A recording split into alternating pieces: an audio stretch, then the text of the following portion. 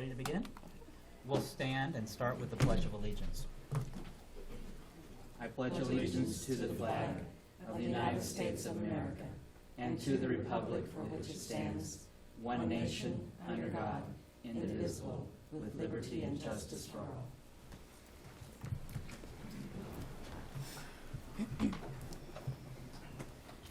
Good morning. Welcome to the October 22nd, 2015 meeting for the Shawnee County Board of County Commissioners. My name is Kevin Cook. I serve as the chair. I also represent District 2. Joining me today is Commissioner Shelley Beulah, representing District 1. Good morning. And Commissioner Bob Archer, representing District 3. Good morning. Good morning. Madam Clerk, if we could start with our first item. The first item, proclamations presentation. Number 1, presentation by the Boys and Girls Club of Topeka regarding accomplishments year-to-date by Parks and Recreation. Good morning, Commissioners. Randy Luby, Parks and Recreation. It gives me really good pleasure to bring Boys and Girls Club before you today. If you recall, we signed a agreement with them last March.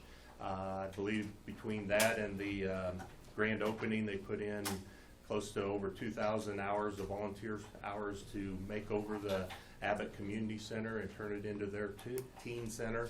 And I asked Dawn to come down here today to just give you a brief update and the success that they've had today. Looks like she's brought a few guests. They have assured me that there is no school today, so they didn't pull them out of school. But with that, I'd like to turn it over to Don McWilliams.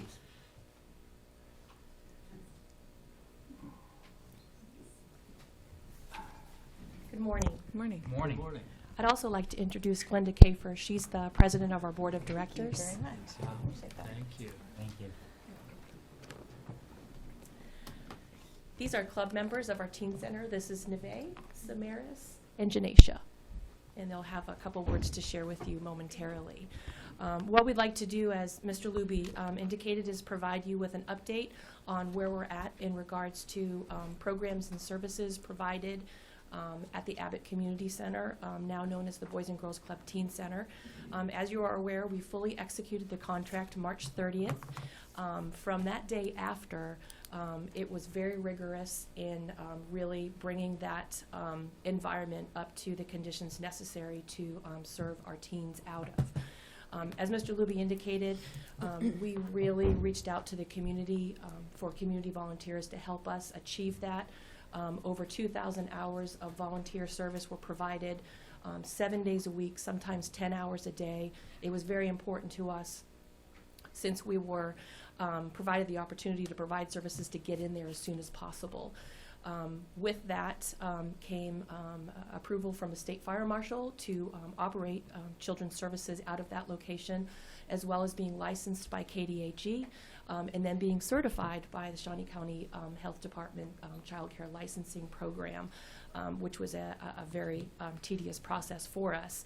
But if it wasn't for the community volunteers, I do want to highlight Westar provided over 75 volunteers to us throughout the entire project, renovation, painting, pulling up carpet, adding different types of projects to really make it a place for kids.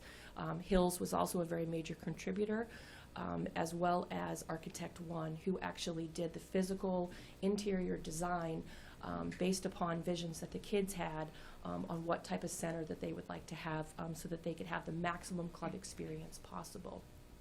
That brings us up to June 21st. We were officially licensed by all of those entities, passed all of the necessary approvals that we needed to gain in order to operate the club environment.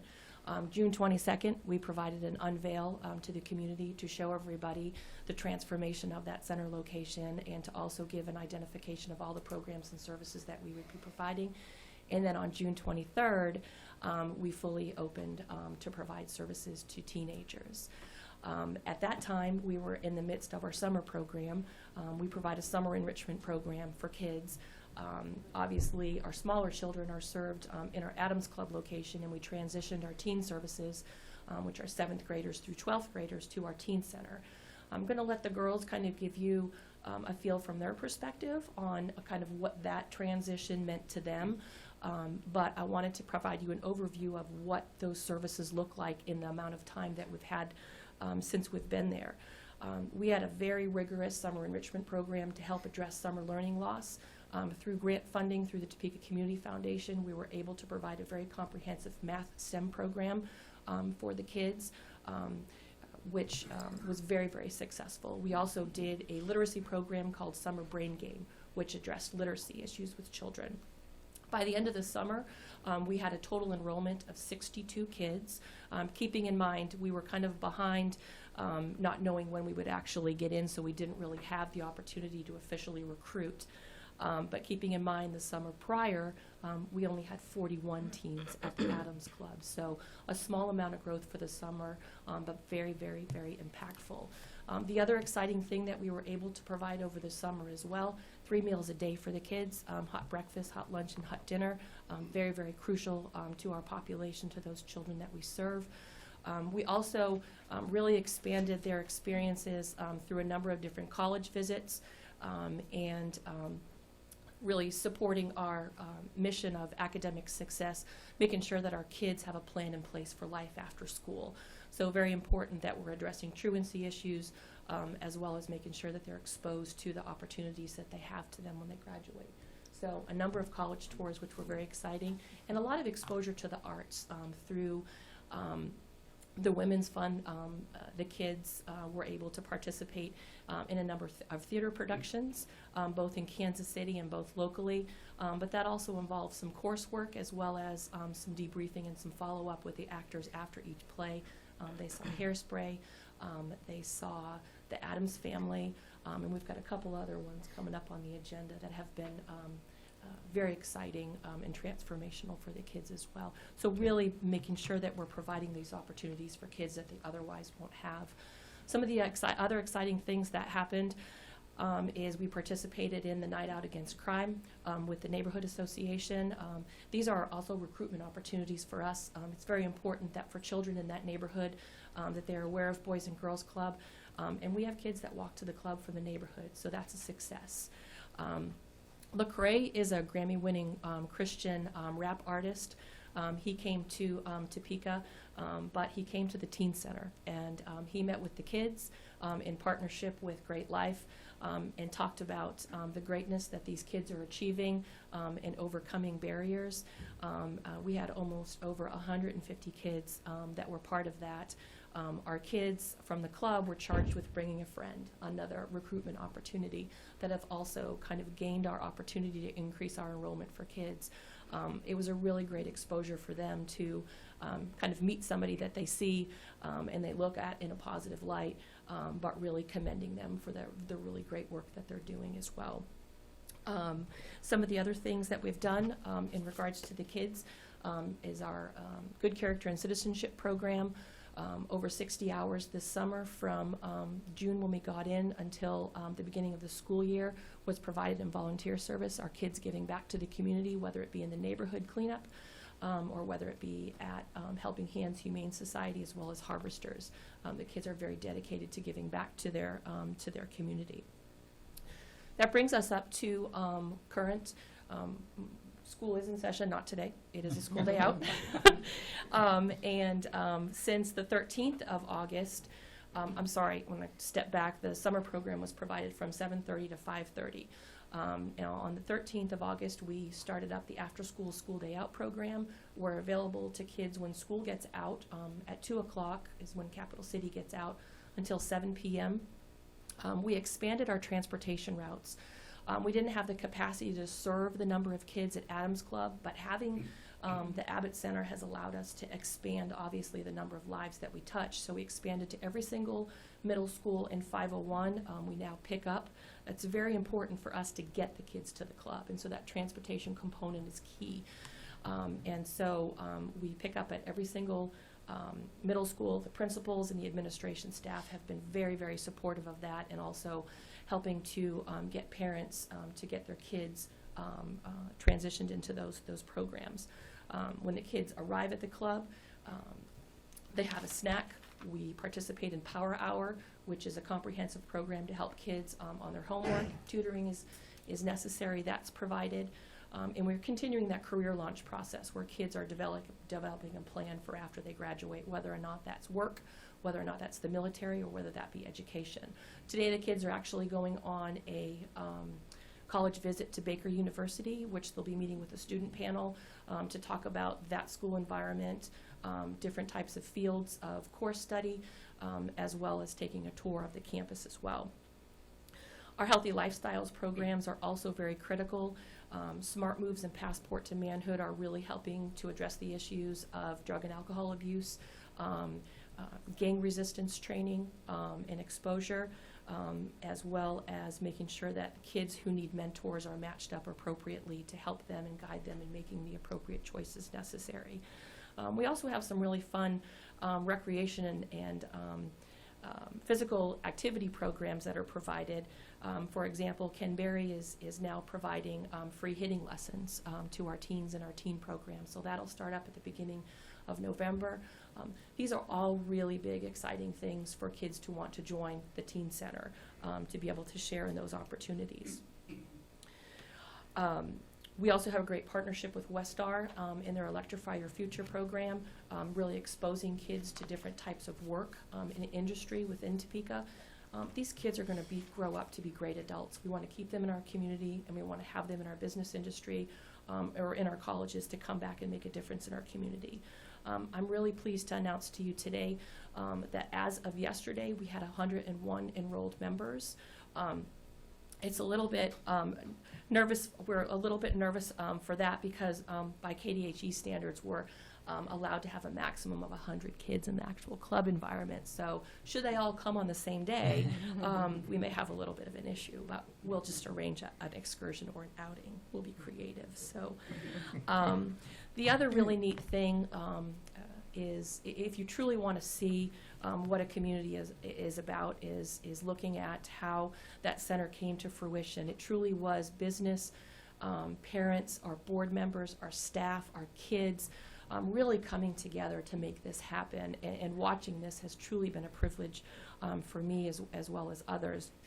But thanks to a group, Gayla Peterson, Brenda Dykes, and Tammy Dishman, we also have a small boutique that's located in the club environment as well.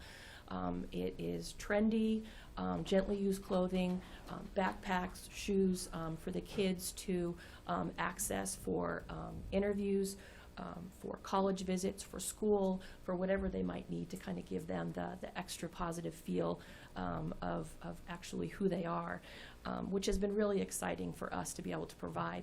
All of those are real important elements that make kids want to be a part of a Boys and Girls Club. And the impact that we can have is making sure that we get those kids through the door as many times per week as we possibly can. That's where the impact's going to happen. And so 5 days a week, the greatest impact is going to occur. Keeping those kids in the club up until their senior year, you're going to see extraordinary results. This would not have been possible without your authorization and your okay and your endorsement of allowing us to use that center. But what I want you to know is, you haven't just invested in a building, you've invested in the lives of youth in your community who truly need that. And I'd like to just take a couple minutes for you to kind of hear directly from them on what that environment means and what is the Teen Center's about. So I'm going to introduce Samaris first. I'm Samaris Barnett. I am an 8th grader and I attend Jordan Middle School. And the Teen Center, it keeps me out of trouble because I used to be a troublemaker. It's positive for me because it wants me to do better at school and in the community. And it teaches me something about myself every now and then. If I have trouble with homework, there's always somebody there. If there's something going on and I need to talk about it, there's always somebody there to help me out and help me through it. They're supportive in anything we do, except for the bad things. They try to tell us about that. They show a lot of character to us, and they respect us for who we are, and they take us as people. Thank you very much, Samaris. This is Neve. I am Neve Edwards. I attend Jordan Middle School. I have been going to to the Boys and Girls Club since I was in kindergarten. The Teen Center provides power hour, makes me sure I do my homework, and when I get good grades, they reward me with stuff like if I get all A's, I get rewarded and stuff. If we do, it helps.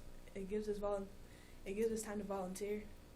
Like we volunteer at Harvesters, and we get to go on college tours, so we can look at what college we want to go to. So right when we get out of high school, we can go to the college that we want to start our career.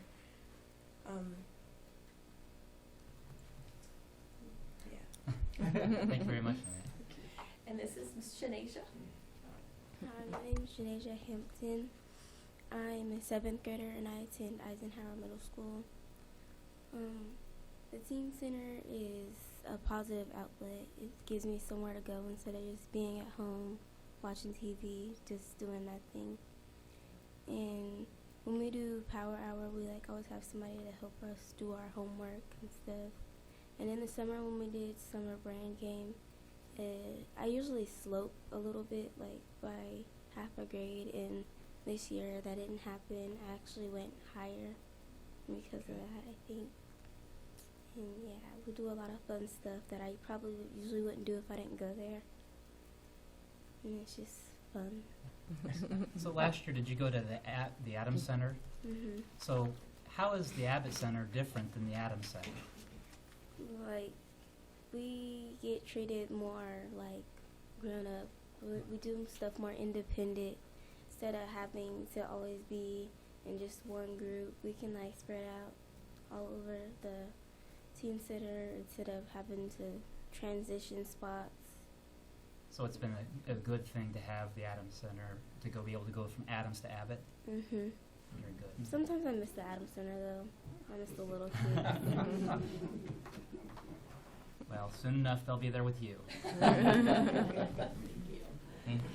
That has been a really big difference for us. Having the space, we've been able to offer a multitude of programs that are not limited to one specific area. We've also reduced by 87% our incidents and our behavior issues because the kids have the space and the support that they need to do what they need to do during the club time. So, but really, really positive things happening. Our 6th graders who are at the Adams Club are eager to transition to the Teen Center. It has really given them a really positive thing to look toward and making sure that they attend school daily. There's certain requirements in order for them to transition over to the Teen Center. Their grades, reports back from their parents. It has allowed us to engage with their parents on a whole new level because their parents want them to get over to the Teen Center as well and kind of do a lot of the exciting things that are happening. So it's built in a very positive transition process for kids. The little kids really do miss the older kids, but they're that much more excited to be a teenager so that they get to go to the Teen Center. So. But again, we would not be able to be where we're at. We've only scratched the surface of what we want to be able to provide and who we want to reach to. We were a major part of Rock the Park that occurred, provided a lot of guest passes to kids. We've had a lot of kids stop by, pop in, take the city bus. We actually have one student from the Seaman District who takes an hour by city bus to get to the club, but that's the environment that they want to be at, and so they come on a daily basis to that. We have a great partnership with Washburn University with their Bonder program as well as their Human Services class, in those kids coming over and mentoring and being part of a lot of our programs. And we've just recently entered into a partnership with Boy Scouts to provide the venturing program for our girls and boys. For experiencing life on the outdoors, kayaking, hiking, and going on different outdoor excursions. So we're very, very excited again. But again, it's really been a minimal amount of time, so we hope to come back and share even greater outcomes with you as well. But I want you to know in the short time that we've been in there, we've seen extraordinary things happen. So I thank you. I thank Parks and Rec. Their maintenance team has been incredible in working with us. We've seen their level of excitement in what we're doing over there, and we really consider them part of our team success. So, Dawn, thank you for your kind words, but really this would not be possible but for your hard work, your dedication, also Glenda, I know you're hiding at the back of the room, but also the support of your board of directors. Yes. And being able to facilitate this. This is a program that was long needed in the community, but also in our county, to be able to have a good, safe, positive place for those young people like Samara and Nevaeh and everybody else in the community, so we can have a safe place to transition from, just like you talked about, from Adams to Abbott. So you have your own place. And so thank you for your hard work too. And we invite you all over. We're having lights on after school. It's a national recognition of the importance of after-school programs on the 30th of October. The kids are going to be having a Halloween celebration, bringing peers from school. We're inviting guests as well to really kind of showcase the center and have the kids kind of really show you the exciting things happen at the club. So stop by anytime between 5 and 8 on the 30th. We'd love to have anybody attend. So. Commissioner Bueller, any other? I know this is, you said it's a community partnership, but make no Yes. mistake, you all are, Boys and Girls Club and the students, you all are making the connections that are having this renewal in this neighborhood. And so you should be very, very proud that you're all part of that. Thank you. Commissioner Archer? Yeah, I love success stories, and this is one. Yes, sir. Thank you for bringing it to us this morning. It's my privilege. It's Well my done. privilege, sir. Well done. And keep up, no slope. Absolutely not. All right, thank you very much. Thank you very, very much for the time. Thank you. Tim, we Thanks for look being forward to here. more successes. Absolutely. Look forward to coming back. Thank you. Stop by. Thanks. Absolutely. Madam Clerk, our next item. Item 2, unfinished business. Number 1, consider authorization and execution of contract C 395-2015 with the Kansas Association for the Medically Underserved, Inc., KMU, to hire an outreach and enrollment coordinator and support efforts in assisting individuals in enrolling in the health insurance marketplace from October 12, 2015 to December 31st, 2015, at no cost to the county. CHC. Good morning, Commissioners. Just to clarify a little bit on the explanation of this agreement, the agreement that's in place is really with the Kansas Association of Medically Underserved to help provide support to the navigators that we already have in place.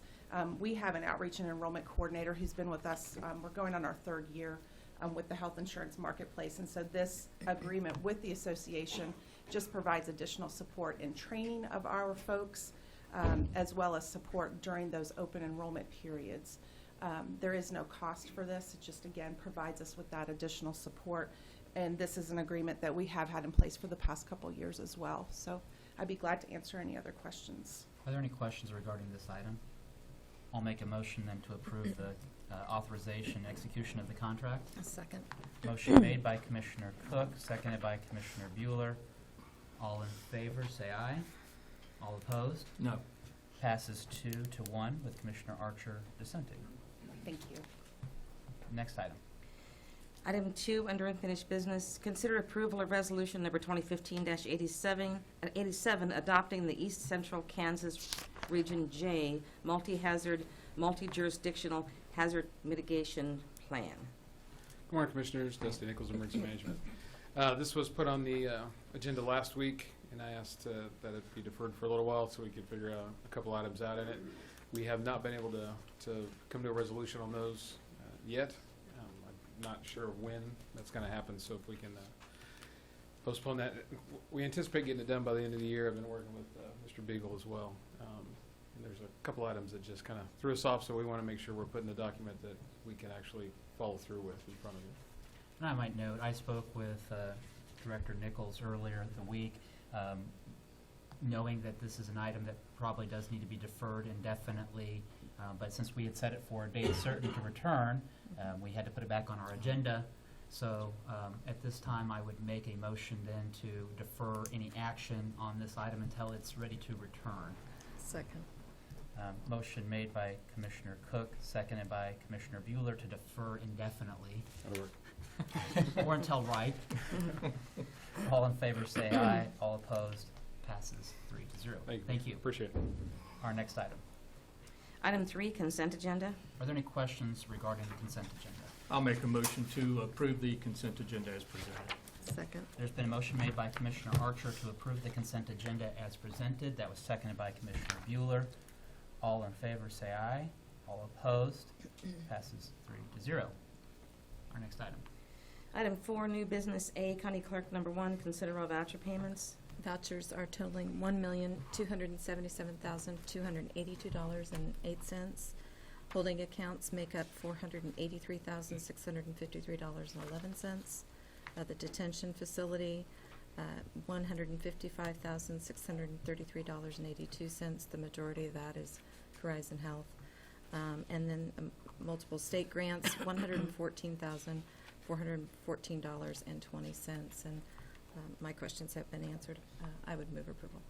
Are there any questions regarding the vouchers? Second. Motion made by Commissioner Bueller for approval of the vouchers as presented, seconded by Commissioner Archer. All in favor say aye. All opposed? Passes 3-0. Next item. Item A2, consider correction orders. I'll make a motion to approve the correction orders. Second. Motion made by Commissioner Cook, seconded by Commissioner Bueller. All in favor say aye. All opposed? Passes 3-0. And I will tell you that we're going to be rolling over and getting ready to prepare our new tax roll in the next week or so. So you won't, the correction orders, they have to be put on hold until we get this whole transition. So there might be a few meetings in the next week or so where there won't be correction orders. And that's the reason why, because we're between the 2 tax years. Very good. Thank you, so note. Okay. Item B, Health Agency, number 1.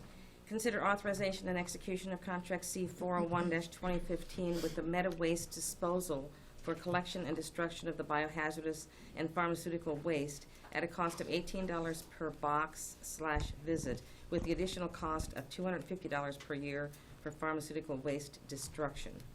Morning, Commissioners. Allison Alejos, Health Agency. This contract before you is for, as was stated, for the collection and destruction of our biohazardous and pharmaceutical waste at the Health Agency. This is a change in contract, a change in vendor.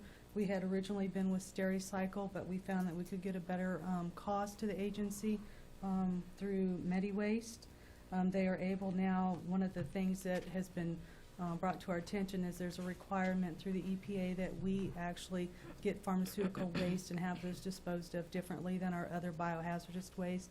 So in the process of trying to determine whether or not, one, we were actually required to follow that requirement, which we did after some significant assessment and some learning, trying to understand the regulation, we did determine we needed to have that service provided for us. So we started to look at what that cost would be. We were actually able to get a very good price with MediWaste. They were able to maintain our current biohazardous waste costs that we were getting from Stericycle, plus give us a significant reduction in cost for the pharmaceutical waste. So I would ask for permission to enter into this contract. I might note first, good to see you back. Thank you, thank you. Are there any questions regarding this contract? I'll make a motion to approve the contract with MediWaste. Second. Motion made by Commissioner Cook, seconded by Commissioner Bueller. All in favor say aye. All opposed? Passes 3-0. Thank you. Thank you. Next item. Item B2, consider authorization and execution of contract C402-2015 with Stormont Vale Healthcare for access to electronic health records to improve the quality and efficiency of care and medical services that both organizations provide to patients. Good morning again, Commissioners. Alice Weingartner, Health Agency. We have maintained an agreement with Stormont Vale over the past couple of years that allows us to have access to their electronic medical record and for them to have access to our electronic medical record. As we've moved into the new phase of how records are maintained, instead of passing records on via paper, we're now able to access them electronically. And so this is a continuation of that agreement. We also have expanded this agreement so it includes the whole health agency, both the local health department and the community health center, where the previous agreement really just focused on the community health center operations. I will also note that very soon you will be seeing this same agreement with Stormont Vale Hospital as well. So again, it's just how we're enhancing those communication interactions with our healthcare community partners. And I'd be glad to answer any other questions. As we transition from the Shawnee County Health Agency to Grace Med, which is contemplated again at the conclusion of this year, how will this affect? Will this contract then transition? Is this something that Grace Med will then negotiate with? This contract will stay in place as it is because it does cover the local health department services as well. And then there would be a new contract that Grace Med would be responsible for negotiating with either of the hospitals. Any other questions? Move to approve the contract. Second. Motion made by Commissioner Archer for approval of the contract, seconded by Commissioner Bueller. All in favor say aye. All opposed? Passes 3-0. Thank you. Our next item. Item B3, consider authorization and execution of contract C403-2015 with Pediatric Associates of Topeka LLC for record abstraction for the Fetal and Infant Mortality Review Program funded by the Kansas Health Foundation and the United Methodist Health Ministry Fund through the Kansas Action for Children, Voices for Children Foundation, Inc. Good morning, Commissioners. Diane Creek Health Agency. This memorandum of understanding will allow us to access data with Pediatric Associates for our fetal and infant mortality review programs so that we can abstract their medical records and to continue doing our work. And so by accessing the records, we're able to determine The causes, things that happen during the pregnancy, and Pediatric Associates will probably only have pediatric data. And so we abstract data and study infant deaths up to 1 year old. And so that birth to 1 year old time, we'll be able to access those medical records and see what happened and see if there's anything that we can change. and is that where we would then tie that information in with Dr. Pizzino and the health board as they make recommendations on the community health plans and improvement plans? That information will go to a community action team, which will be all kinds of community members, and then we'll go out and make changes as we can and involve the health department and other departments too. And I'm just trying to make sure we're linking all the programs together and how Yes. they. Yes. And so, Yeah. this may look like a fairly routine item that we're just gathering data, but Mhm. it's from this data that we're able to make recommendations for other programs. Right.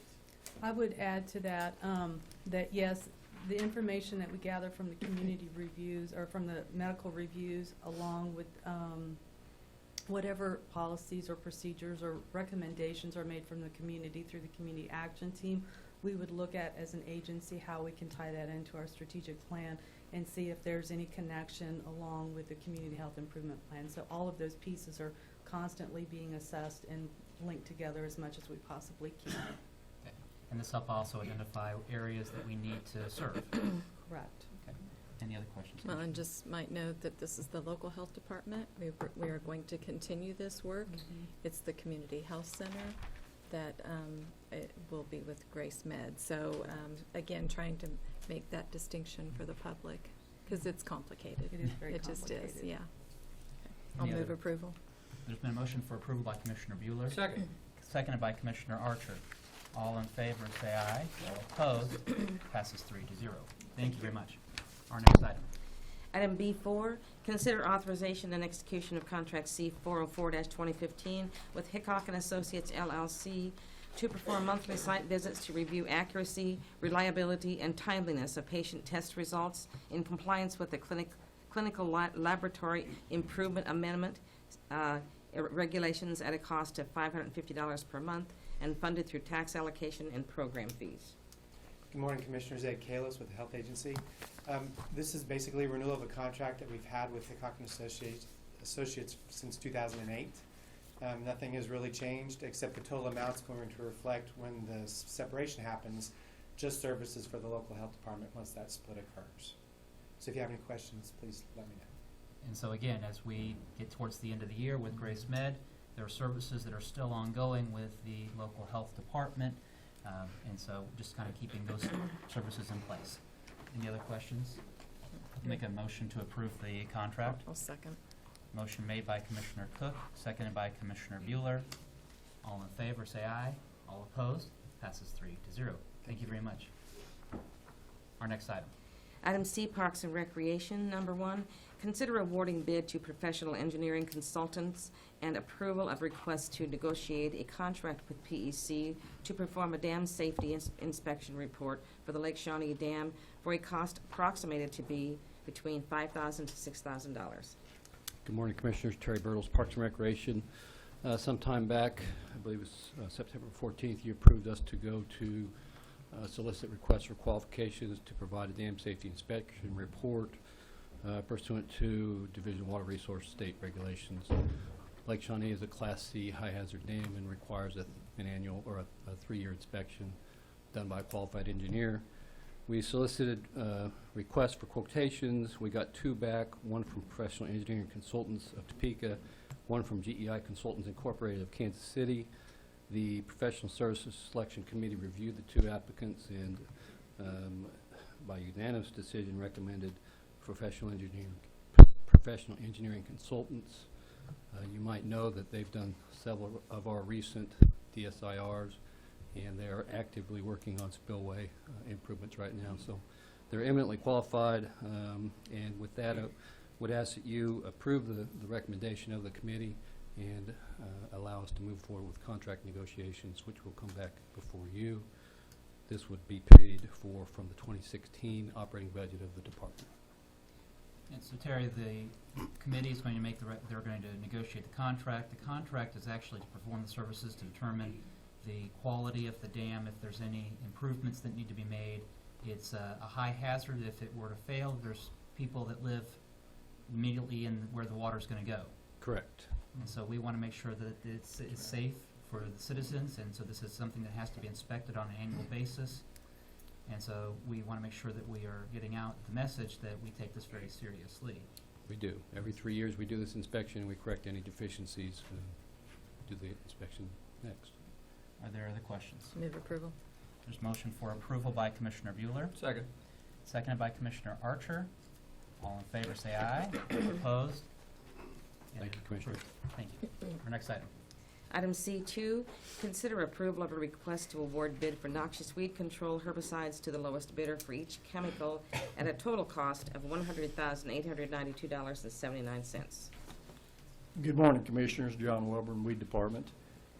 Seeking your permission to purchase chemicals and actually be in 2 installments. This first one will be in the vicinity of $70,000 to be delivered sometime within a 2-week period of time, and then the second installment will be next month.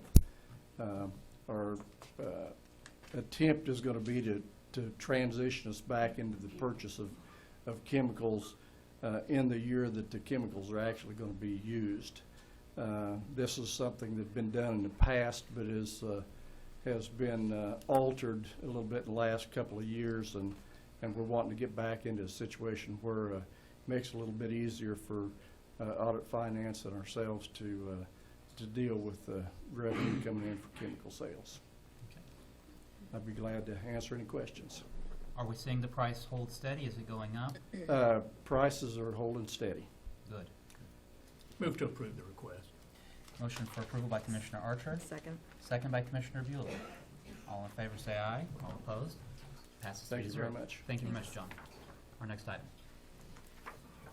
Item D, Sheriff's Office, number 1, consider authorization and execution of contract C405-2015 with KTWU Channel 11 for the development of 3 public service announcements for recruiting purposes at a cost of $1,208.33, each to be paid from the Special Law Enforcement Trust Fund. Good morning, Commissioners. Herman Jones, Sheriff of Shawnee County. What you have before you is basically what it says there. We're just trying our recruiting purposes there. Obviously, with the vacancies we have, we're just trying some other methods there. It's been a while since we've done any type of PSA or a type of recruitment like that, so we're reaching out to our partners over at KTWU. Obviously, they're well known. They just celebrated their 50th anniversary, just like that. So we just thought it was a good fit of working with that. So We have vacancies at the Sheriff's Office? just a few. Just a And few. so, are you looking for qualified candidates? Oh, we are definitely looking for qualified candidates there. And so if the person's wanting to apply, they need to contact our human resources? That's a perfect place for them to qualify and look for those qualifications there. So I got your plug in. There you go. Thank you very much. And then I would make a motion to approve the agreement between the Sheriff's Office and the KTWU. Second. Motion made by Commissioner Cook, seconded by Commissioner Archer. All in favor say aye. All opposed. Passes 3-0. And we look forward also to seeing you this afternoon for the celebration of 160 years. All right. 160 years there. So 1:30, all are invited to come out there. So we'll have some cupcakes and a little punch over there for you. Very good. Okay. Thank you, sir. Our next item. Item E, planning. Number 1, consider approval of request to solicit proposals for consultant services for the development of a comprehensive plan for unincorporated Shawnee County at a cost not to exceed $150,000. Good morning, Commissioners. Barry Beagles, Shawnee County Planning Department. I'd like to start by thanking Commissioner Cook for directing that this item be put on the agenda for discussion, so I very much appreciate that. Allow me to figure out how to get myself turned on here. That didn't sound right. Did you get that in the minutes? Yes, I wrote it right down. It's down there. Not a good Posterity. way to start. You know, we made it all the way through the inspection report without any I didn't say it. comments. I didn't pause inappropriately or anything for the damn report. Oh, God. Okay. Trying to figure out if that's coming on or not.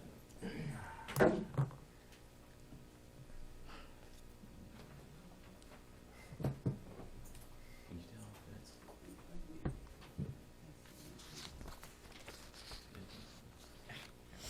Perfect. Always leave it to an expert. Okay.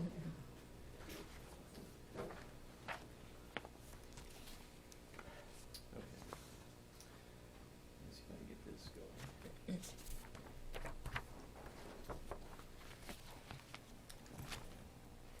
Well, my purpose in appearing before you this morning is twofold. First, to address the importance of community planning and the benefits that inure to that process of planning our communities, and also outline a proposal for developing a comprehensive plan for the unincorporated area of Shawnee County. Local governments that engage in planning do so to improve the quality of public choices and public decisions. Planning allows them to plan for and create their future as opposed to allowing their future happen to them in a random, uncoordinated, and haphazard manner. This deliberate process allows the community to preserve things they like, change things that they don't like, and create things that they want in an efficient and effective way. As we all know, change is inevitable. We are not the same community we were 20 years ago, 15 years ago, let alone 5 years ago. Change is always occurring. Planning gives us the opportunity to understand and avert negative changes and guide the process toward a more desirable future. So let me just start with an understanding of the legal authority for planning in Kansas. Communities in Kansas have the authority, maybe we do, maybe we don't. There we go. Communities in Kansas have the authority to engage in planning, but it is not mandatory. Planning, the enabling legislation that gives us the authority says that we may make or cause to be made a comprehensive plan for the coordinated development of our communities. But again, it is not a requirement. One important note is that when we're talking about a comprehensive plan, it is not to be viewed the same as a land use regulation, such as zoning and subdivision regulations. It is not an ordinance of law. However, it is an official policy guide for the growth and development of our community. And any regulations pertaining to the use of land, such as the ones we know, zoning and subdivision regulations, and we commonly employ, they should conform to the goals and objectives stated within the plan. So if planning is voluntary, the question is, why plan? Land use planning is not unlike any other government function. In order to operate efficiently and effectively, the community needs to analyze existing conditions, find what's working well, what needs to be improved, and also what needs to be addressed for the first time.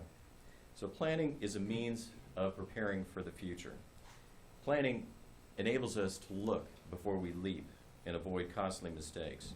Through planning, we come to understand the issues that are facing the community and what must be done now and in the future to address those issues, as well as to achieve our goals. Planning makes sense. For a community, planning involves working together to balance competing interests by creating development patterns that are rational and orderly, provide the greatest benefit to individuals and the community as a whole, and avoid nuisance conflicts. Good planning creates predictability by providing landowners and developers with information about what type of development the community will allow and where. Planning helps communities recognize its priorities.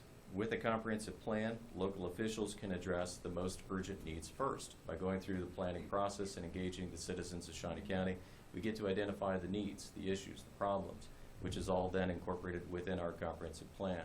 And as a result of implementation, we get to address those items that are most urgently needed first. Planning is intended to serve the public interest. Planning does not attempt to replace market forces, but to guide those forces by establishing rules for development and growth. Planning helps the community set ground rules for sound policies and development.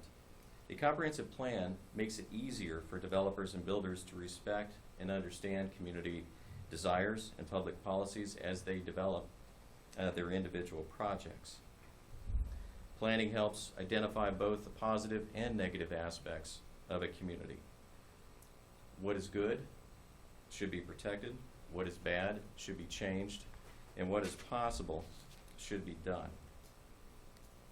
Planning helps maintain a satisfactory quality of life. Well, what is quality of life with respect to Shawnee County? Is it our natural resources, our scenic assets? Is it our people? Is it our housing? What are those factors that we collectively view as quality of life within Shawnee County? Planning offers ways to maintain and enhance quality of life through an open, collaborative process. The planning process is a means of educating people about their community. Developing a comprehensive plan provides an opportunity for public participation in the decision-making process, not just at the front end or at the tail end of the process, but throughout the process of defining a comprehensive plan for their community. So, what are the reasons why communities engage in planning? Well, they do so to ensure that growth and development is orderly and predictable, to save taxpayers money by avoiding premature growth and costly sprawl, to plan efficiently for capital improvements, to provide greater certainty to property owners and developers regarding what to expect with regard to growth and development, to protect environmental resources and aesthetic qualities. It may come as a surprise to know that we, as part of our land use processes, have no environmental controls at all within our development regulations. This gives us the opportunity to recognize and protect those natural assets which are the most unique and sensitive for development. It also gives us the ability to strengthen our local identity, our sense of place. What is it that makes Shawnee County distinctive? What is it that distinguishes us from Douglas County, Saline County? What makes us a place that people that live here want to desire to stay here, and creates an opportunity for others outside the community to want to come because of the sense of place that we have. It allows us to make local decision-making more open and democratic.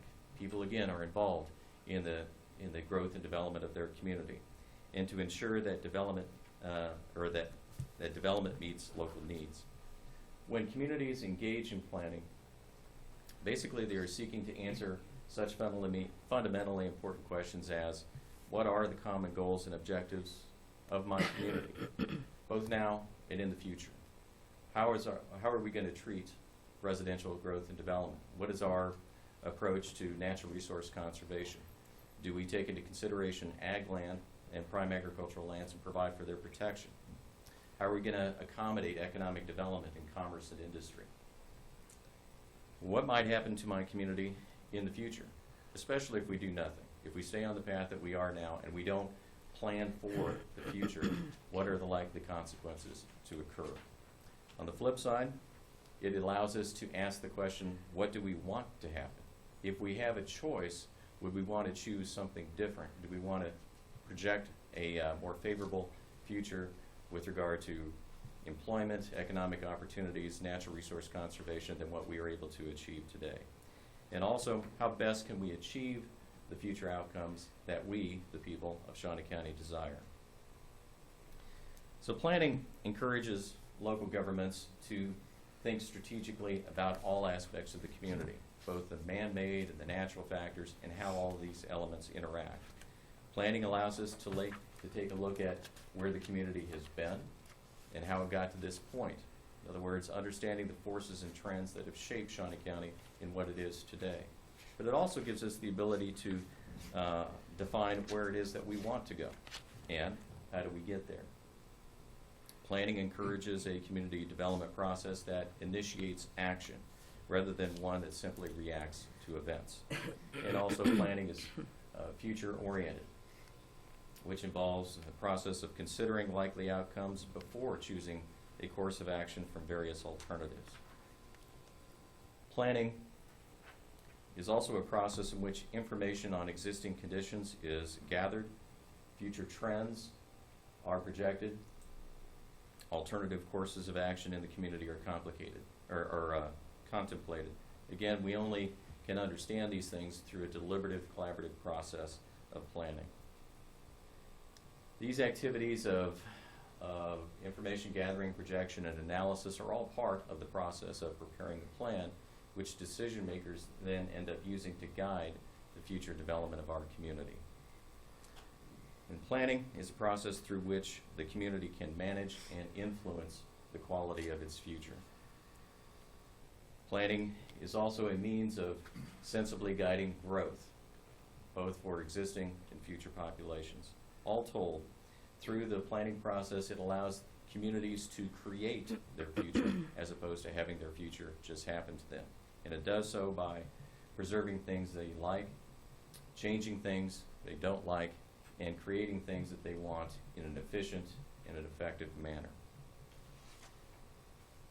So this process of planning is important for a variety of reasons. First of which is it allows full consideration and participation of all interested persons to be part of this process of defining what it is that Shawnee County that we like, we want to change, and the direction we want to go for the future. It allows for consideration of a range of ideas and possibilities, which in turn creates community consensus about those issues, which in turn then creates an ownership by the community, not only in the plan, but also in the outcome of what the plan is intended to create for the future of Shawnee County. So the intent being to create a comprehensive plan.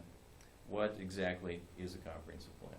Well, briefly, a comprehensive plan is a official policy document which is adopted by the local government. It acts as a policy guide to decisions about the physical development of the community. It provides a vision for what the community wants to become in the future, and also the steps that need to be taken. A comprehensive plan that just paints a pretty picture and then stops there is not really a comprehensive plan at all. The comprehensive plan has to include implementation strategies that help us go in the direction that we, the community, want to see us to go towards the future. So implementation and the steps that need to be taken is an important part of the process. As far as the characteristics of the plan itself, very briefly, plan is a physical plan. A comprehensive plan is fundamentally a guide to the physical development of the community. It is based on a factual understanding of the forces and trends that are shaping the community, but also reflects the community's desires for its future. It translates these values into a scheme that describes how, when, where, and why we want to build, in areas we want to redevelop, in areas we want to conserve and protect. A comprehensive plan is long range. A comprehensive plan by design is intended to guide the community into the future. It is not simply a pretty picture or a snapshot of what we're going to look like in 20 years, but it provides the policies, goals, and objectives that will guide and shape growth and development to help us achieve that future vision. It is also comprehensive. A comprehensive plan covers the entire geographic area of the community and encompasses all the functions that make the community work, such as transportation, housing, commerce and industry, public services and facilities, parks and open space. It is also a statement of public policy.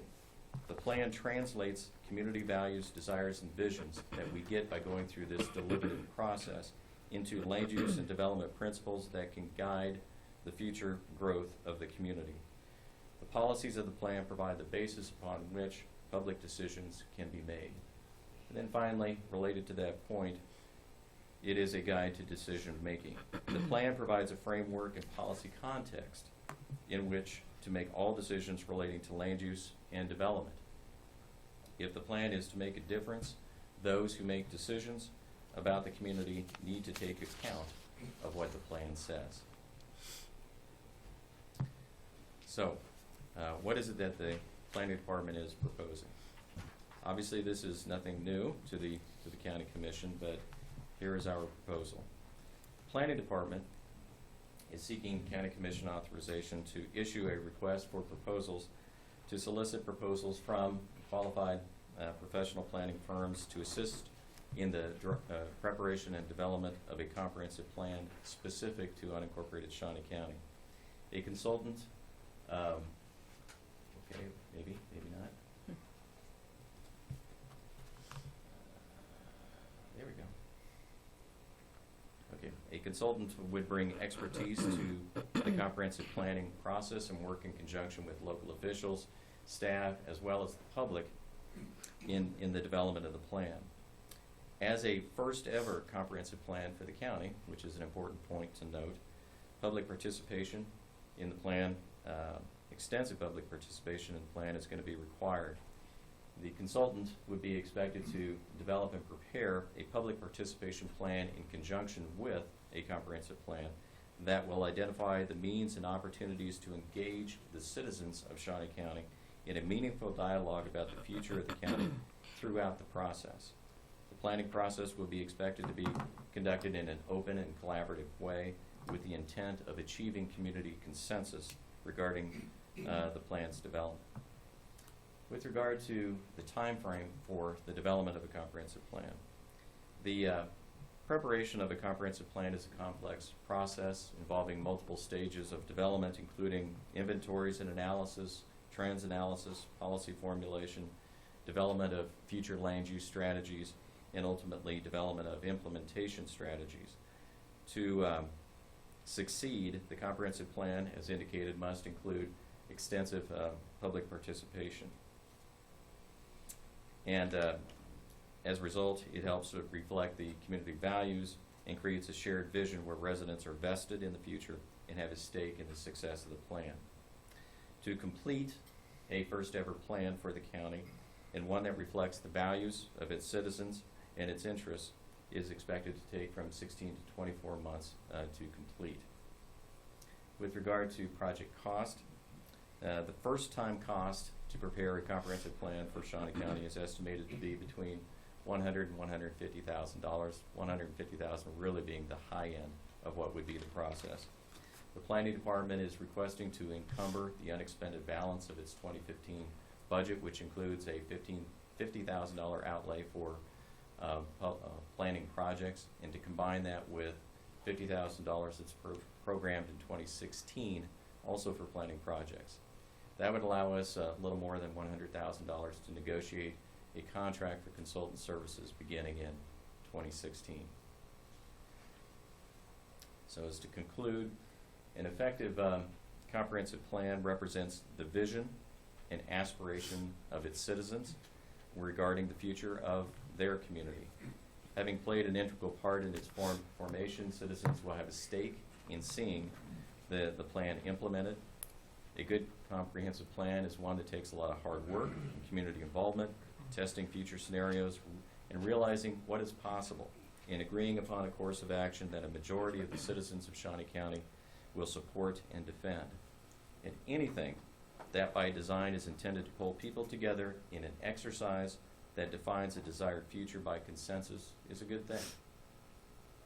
Comprehensive plan gives citizens of Shawnee County a voice in determining the future of their community, and not just any future, but one that is possible, one that inspires, and one that people will defend and have an expectation of seeing realized. So that concludes my comments. I thank the Commission for your time and attention, and would be happy to answer any questions that you may have. Barry, I thank you for your presentation. I know there's questions that I have, and I'm sure the other commissioners do as well. I would like to move approval of the proposal. Before I second, or if there's a second, I think there's some questions that Okay. I have as to being answered. We presently do not have a comprehensive plan in Shawnee County. This, That is as you correct. said, this is a first ever. The comprehensive plan, is it going to cover the entire Shawnee County or the unincorporated areas of Shawnee County? It will cover only our jurisdictional responsibility, which is the unincorporated area. But also, as part of that process, we will be looking at intergovernmental cooperation between us, City of Topeka, and the 4 other jurisdictions within Shawnee County. One thing that I think that this commission has stated over and over is that we are commissioners for the entire county, not just our district.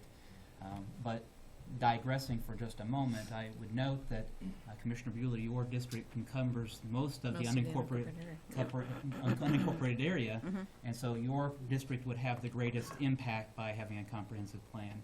And just so noting that as we engage in the discussion. And I think that we have to have a healthy discussion as the commissioners as to setting the record as to what it is that we're expecting from this. How would this coordinate, or does it coordinate with the city's comprehensive plan? Well, it would have to. We would have to take into consideration the City of Topeka's comprehensive plan, their land use and growth management expectations. But through the comprehensive planning process, it gives us on a level playing field the opportunity to enter into a discussion with them and hopefully cooperatively plan for those common areas of influence. In other words, that area within the 3-mile area and specifically the urban growth area that they have defined. The important point is that by going through this process, we are demonstrating and showing to the City of Topeka that we are responsible. We're good stewards for the unincorporated area. We've engaged the public, and that we recognize our responsibility for planning for and minimizing taxpayer costs by engaging in a planning process for ourselves. So through this process, yes, there will have to be conversations not only with the City of Topeka, but also Rossville, Silver Lake, Auburn, and Willard to understand what their growth objectives are, and that we can develop a plan that is cooperative with them. So, just playing the devil's advocate for just a moment. Shawnee County does not have a comprehensive plan. We've not had one previously. Correct. Are we able to point to examples now as to where that has been to Shawnee County's detriment? Well, I'm sure that there's a variety of different arguments that you can make with regard to that. We have had pretty much a hands-off approach to land use and growth management. In other words, there's been no guide, no model at all allowing for or directing where future growth and development will take place. So when we're dealing with decisions with regard to commercial development or industrial development, there is nothing that indicates that, okay, this area should be preserved primarily for agricultural land use or for residential land use. So now we get smattering of what would be considered spot zoned commercial projects within the midst of areas that are developing for residential land use. We can avoid those occurrences and create predictability in our land use model by going through a comprehensive planning process. Now, also, with our 3-acre lot plat exemption, it allows for the division of property regardless of where you are within Shawnee County. It could be at all 4 corners of Shawnee County or immediately around the City of Topeka. Well, growth and development has economic consequences, as you know. There's a fiscal impact to provide road, streets, fire, police protection to growth wherever it occurs within the county. So there is a fiscal impact with respect to unmanaged growth within the unincorporated area. Plus, as I indicated, we do not have any environmental criteria at all defining our land use processes within the county. And so we don't understand what the natural carrying capacity is for land. We don't recognize wetlands, riparian corridors, wildlife habitat, or any other features that would recognize environmental sensitivity of areas and directing growth and development to areas which are more appropriate and suitable to accommodate that growth. So those are just some of the examples that I would cite. So as the rural Shawnee County has grown, thinking of examples of Northwest 45th Street, Rochester Road, Indian Hills, Urish, where Public Works is catching up to where the people, basically Public Works is making the improvements after the fact because the people have already moved there. A comprehensive plan would have set out, this is the expectation, and a plan for Public Works. It would. Currently, there is not a land use infrastructure connection within Shawnee County. infrastructure follows the growth and development patterns that we are seeing within the county. And since we don't have a plan which guides how we're going to make, or how we're going to allow for growth and development, growth can occur anywhere within the county, and as a result, there's an expectation by new populations, new residents, okay, well then I want my roads, I want my water lines, I want my fire protection, no matter where I am within the unincorporated area. The comprehensive plan gives us the opportunity to strategically plan for the economic benefit of all and minimize taxpayer expense by defining hopefully a more preferred growth pattern for which then we can economically provide the infrastructure to support it. Why is this going to cost so much? The master plan for Parks and Recreation was $100,000, of which the Parks and Rec Foundation helped offset some of that cost. You're looking at $150,000 as a maximum. Why is the cost as high as that?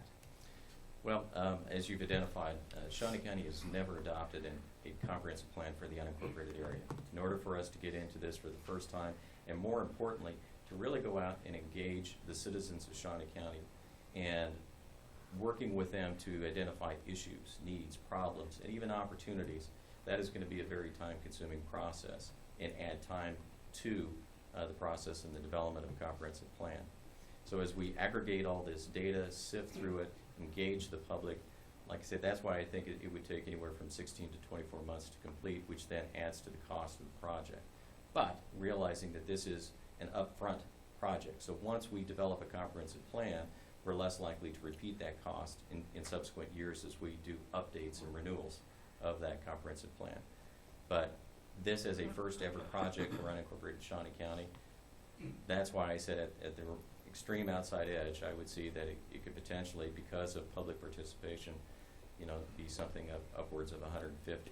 But certainly, when we negotiate a contract, we do so looking for the greatest competitive advantage that we can get and provision of services at minimal cost. And so that's how we would approach entering into negotiations with consultants. Commissioner Archer, do you have questions? Yeah, I'm not going to support this. I don't, for a couple of reasons. Number one, I don't think it's needed, and I don't think there's enough evidence that says that this will improve the lives of the residents of unincorporated Shawnee County. And the other thing is Barry and I have been working on a committee that's looking at adopting a building code in the unincorporated area of Shawnee County, and if we move forward on that, there's going to be startup costs. And I would much rather see, if we decide that that's the way we want to go, I'd much rather see the money go to implementing a building code, which will probably come before the commission shortly, than to spend on this. Again, I don't think it's needed. Thank you, Mr. Chair. Commissioner Bueller, as I pointed out, your district covers the vast majority of the unincorporated area. You've made a motion for its adoption. Do you have some thoughts as to why it's necessary or needed? I go back to July 20th of 2004, and I have those minutes of the meeting that the Planning Commission came out to the Northwest Quadrant, and you held the quadrant meetings. And if you go to those minutes and you see how everyone is concerned about growth, we don't quite know what to do with growth. As we grow, where are we going to grow? How are we going to grow? And so that's when I was mayor of Rossville. Those same questions are being asked by all the cities in Shawnee County. So those questions are also being asked by our producers, our farmers. How are we going to preserve agricultural land? And so I think it's our responsibility as elected officials to look to the future and engage the public. Again, we're going to the public and asking about what kind of guide do you want for Shawnee County for planning?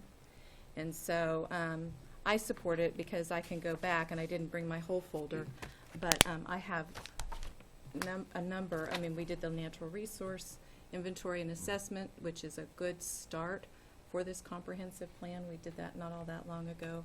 So It's one of those things that's been talked about.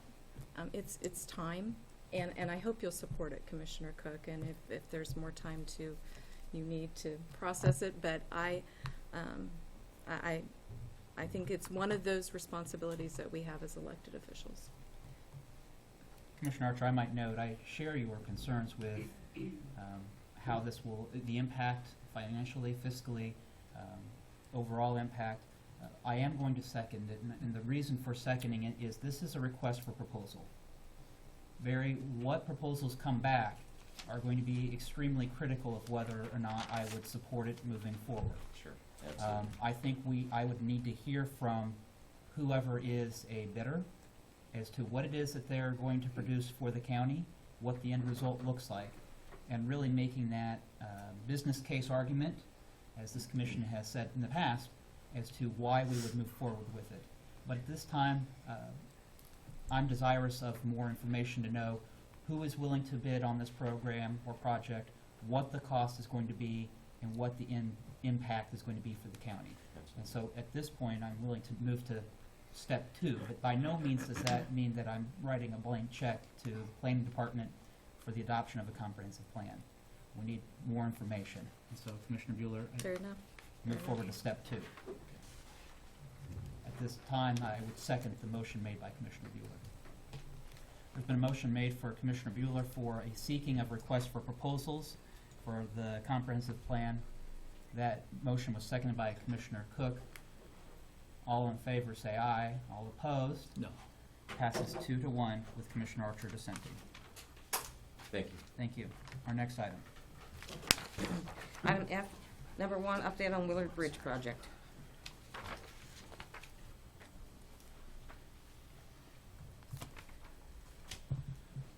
Good morning, Commissioners, Town Block, Public Works and Solid Waste.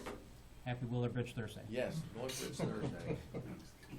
Well, I wish it wasn't Willard Bridge Thursday. I really do. I wish we could finish this and it wouldn't be Willard Bridge Thursday. I agree. If I can see, find where this was put.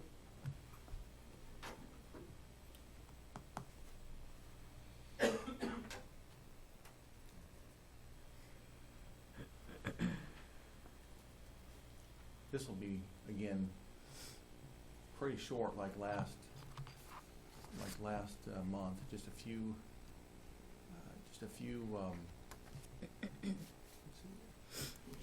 updates. So I just got one page to hand out for you all, so that's how short it's gonna be. Thanks.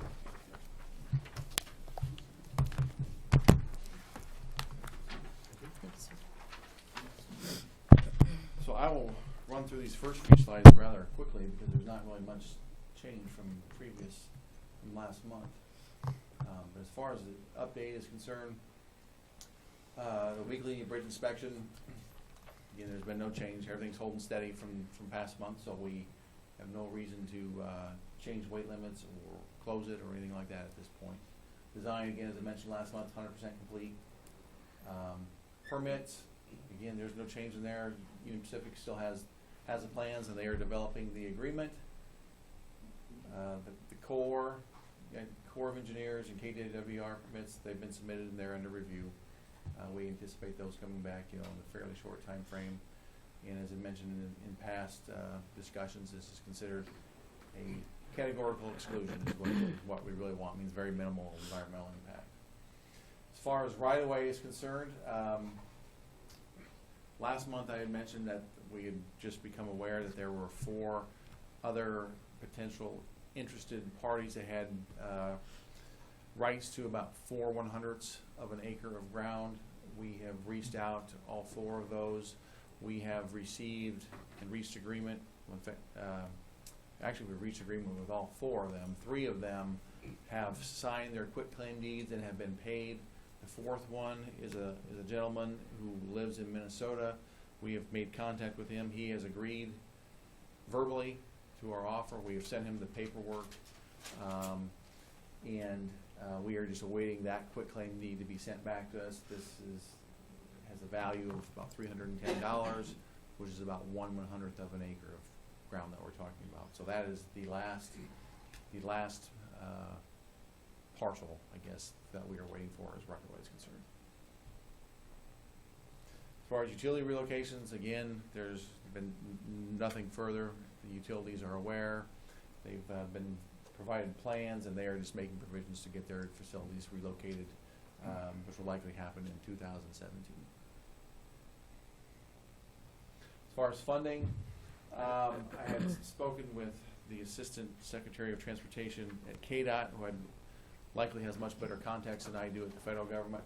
He indicated the latest he has heard as far as the Tiger Grant award notifications, he said later this month or by mid-November is what he's been hearing. So that's a little delay than what we were hoping. We were hoping we would find out for sure this month. I guess it's still a possibility, but we could be pushing that back into November. And again, it's really hard to know what will happen when it happens, I guess. As far as KDOT, again, they are in the process of developing a no-interest loan, but also in my discussion with the Assistant Secretary of Transportation, he said before they send over an agreement back to the commission, they want to make sure that the interlocal agreement between the city and the county has been worked out. So they will be waiting on that before they finalize any agreement, because they want to be sure that our portion of the funding is known and there's a plan for that. As we mentioned earlier, I think maybe Monday, it was discussed a little bit. City speakers indicated they were going to wait until December to review and comment on the interlocal agreement. Commissioner Cook, I know, indicated he's reached out. Hopefully, we'll have a JADO meeting to get all the elected officials together, at least to have I guess, probably like a work session, to discuss it. So if that could, in my opinion, could be quite beneficial, at least to be able to open up a lot of dialogue regarding that.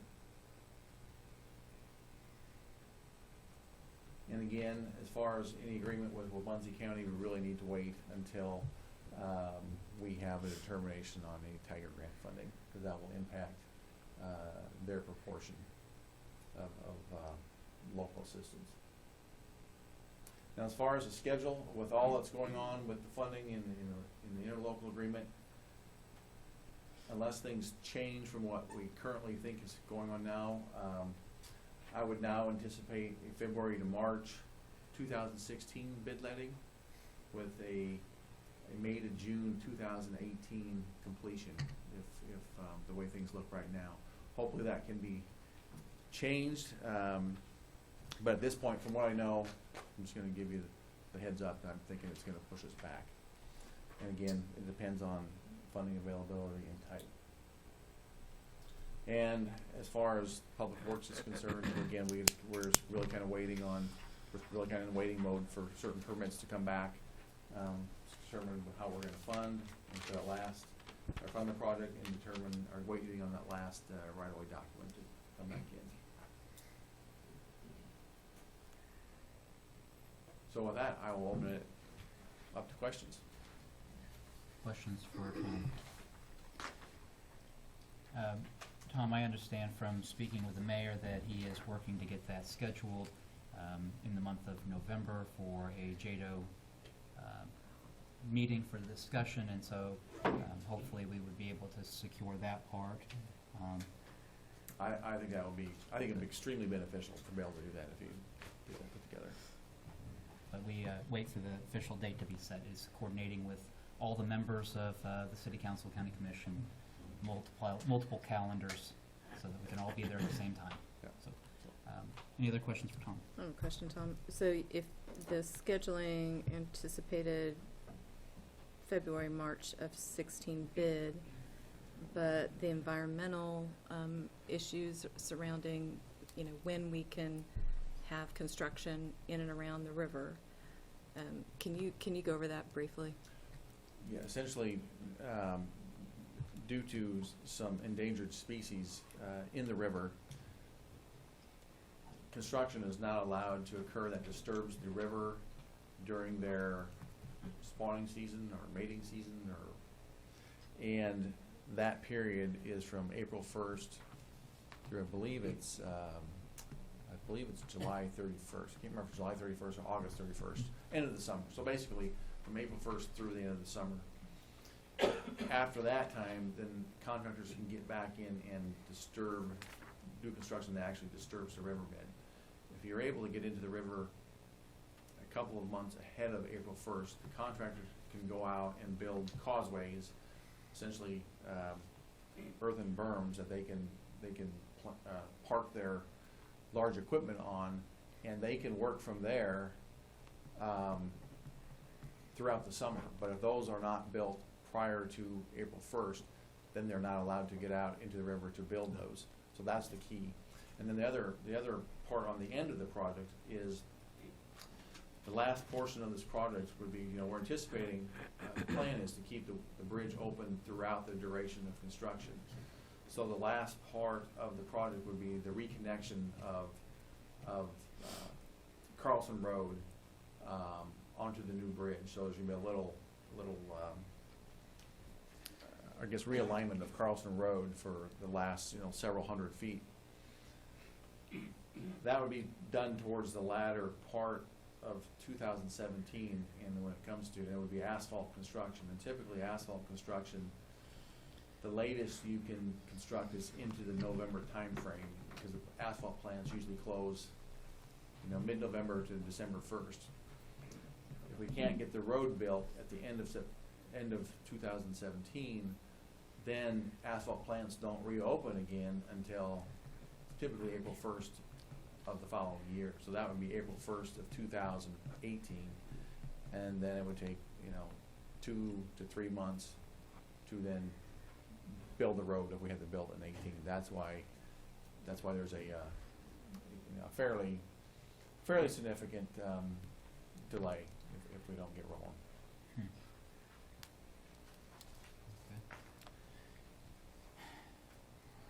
Other questions? No. Tom, just I guess keep us appraised, and if anything develops, let us know. I will do that. Thank you. Thank you. Our next item. Item 5, Administrative Communications. Anybody with?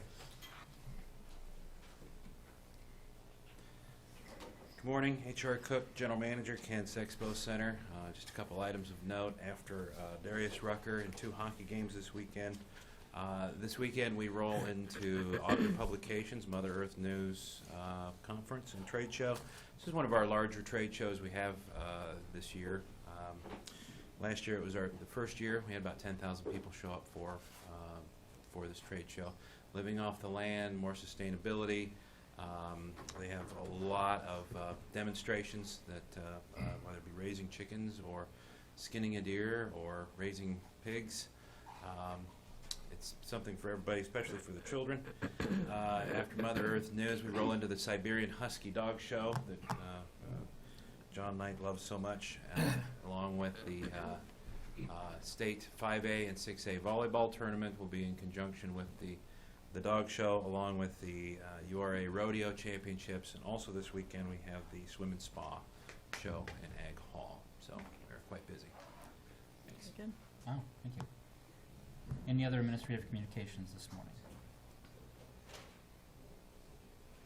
Commissioner Bueller. I know there's a lot going on at Washburn, the grand homecoming. Last evening was KTWU's 50th anniversary. And lots going on this weekend. So our congratulations to Washburn University for 150 years. Absolutely. Yeah. It's great impact in the community and the Huge. ability for the community to develop. Commissioner Archer, anything? Yeah, and same here in Washburn. It's a tremendous accomplishment. I just wanted to mention that last Monday, the City Planning Commission approved the conditional use permit for the Southwest Aquatic Park, and this is a big deal. It will go before the City Council on November 3rd, but I bring that up because I wanted to compliment John Knight, but specifically Terry Bertles. Terry Bertles presented to the Planning Commission on Monday about the Southwest Aquatic Park, and he did an excellent job, and I wanted to mention that. Thank you, Terry, and thank you, John. That's all, Mr. Chair. the only public or administrative communication, I just want to take a moment and thank my commissioners for your support of the Boys and Girls Club at the Abbott Center. I know that that was a long contract. It took us a while to get to that point, but to see the young people here today, the impact that the center is having on the community, it's well worth the time that it took to get this approved. And so thank you for your support of that contract. And so, Madam Clerk, our next item. Item 6, executive session. There is no need for an executive session today. We are adjourned.